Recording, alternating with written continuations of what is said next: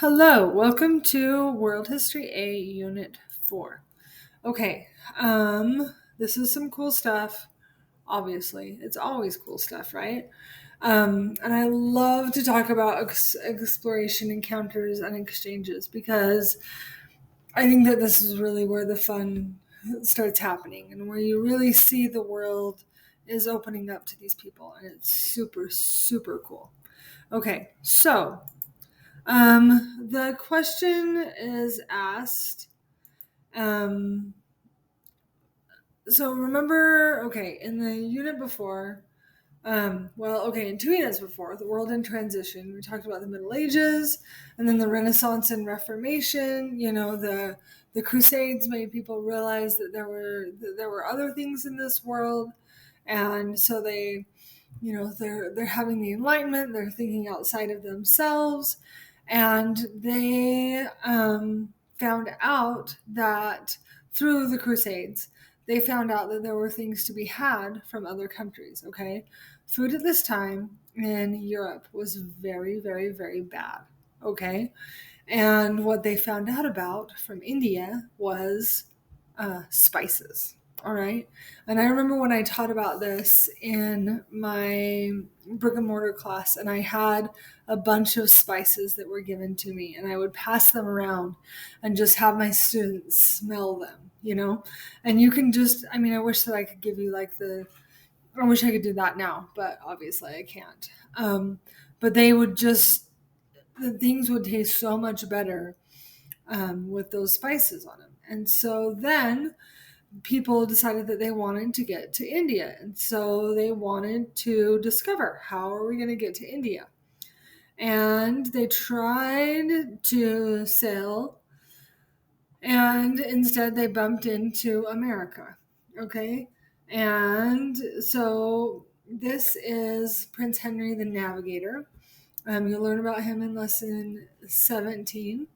And he made a school of navigation to try to teach people how to navigate, what to do, how to make this work. Okay, it wasn't like he really knew what was going on, but he tried to.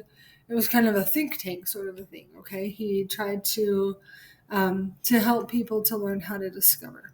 Okay, and so it's really interesting in lesson 18 to see the English, the French, the Portuguese, and the Spanish, and kind of their different methods of exploration. Okay, I have a book that talks about Jamestown, Santa Fe, New Mexico, that was explored by the Spanish, and Quebec, Canada, which was explored by the French. Okay, and it talks about their different methods and how they all did it, and they all had a lot of different methods and different ways that they explored and different things that they were looking for. Okay, the Spanish explorers were mainly looking for gold, right?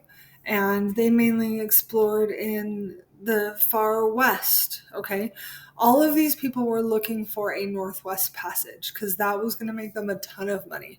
A Northwest Passage was a way to get through America and into India. All right, the Northwest Passage, just as a spoiler alert, doesn't actually exist, obviously, but at the time they thought that it did. Okay, and they wanted to get to India so that they could have those spices, and obviously it didn't work. All right, so then in lesson 19 you'll find out about joint stock companies and the slave trade, the Virginia Company and the Dutch East India Company, and this is how slaves were traded. Okay, sugar and tobacco. Tobacco was found in Virginia, and it was found to be really, really good, and the English loved it, and so that was sent to Europe. And then people in Europe would send textiles, rum, and manufactured goods to Africa, and then slaves would come to the Americas to help with the production of the sugar, tobacco, and cotton. All right. And so that was how the Columbian Exchange worked. We call it the Columbian Exchange because the first person, quote unquote, to really discover the Americas and discover that they were in the way of India was Christopher Columbus, right? So then we talk about the American colonies, and we talk about these were kind of the closest to Europe at the time. All right, and because they were the beginning of us, of the United States, that's why they get kind of the most people that are interested in them. Okay, and so there's a lot that you can find out about the colonies, and it's super super cool. Okay, eventually. There was a war, the French and Indian War, where the English were fighting the French and the Indians. Okay, and that gave the colonists, the American colonists, who were still French, I mean, still English, that gave them a lot of experience with war and with what was going on. And so then the war ended, and England decided to tax the colonists because they were the ones that were fought for, which actually made a lot of sense. Yeah. And the colonists didn't like that, and so they decided that they wanted to declare independence. Okay. And so then that brings us to our next unit about revolution. So super, super cool. Super cool. You are going to go through discussion guide 16. And I have a quite long post right here about Christopher Columbus and about him being a hero, or maybe not being a hero, being more of a pitiable man. And so I want you to read through that. And then in this guide, I want you to find arguments for him being a hero, arguments for him being a pitiable man.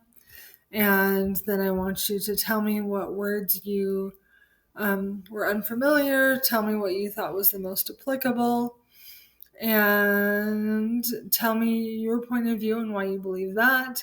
Tell me about the other side and the rebuttal. Okay, then copy these both right here, and that's going to be your discussion post. Okay, if you have any questions, please let me know. This is super fabulous, super interesting stuff, so I'm excited to see what you come up with. Okay, I'll talk to you later. Thanks, bye.